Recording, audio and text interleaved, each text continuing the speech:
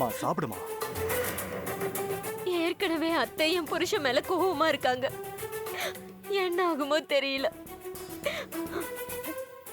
நான் போய் மாத்திரை எடுத்துட்டு வந்துடுறேன்.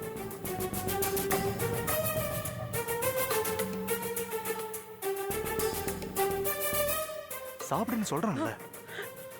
எனக்கு ஒண்ணு வேண்டாம். இந்த எச்சி சோறு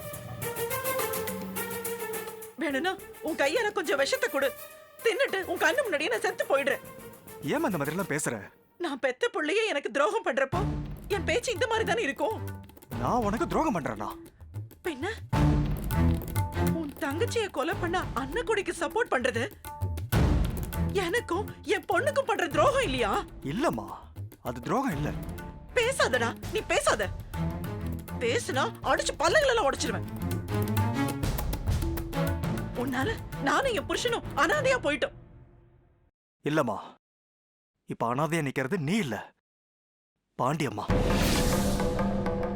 ஆமாம்மா, இந்த அகண்ட சொத்துக்கு இனி என் அம்மா தான் சொந்தக்காரியை தவிர பாவம் பாண்டியம்மா இல்ல. நான் சொல்றதுல ஒரு வார்த்தை கூட பொய் இல்லம்மா. நான் நல்லவனா நடிச்சு பாண்டியம்மாவை பாதாளத்துல இறக்கி விட்டுட்டேன். டேய், நீ என்னடா சொல்ற? நான் என்னமா சொல்றது? ஒரு நிமிஷம் இரு.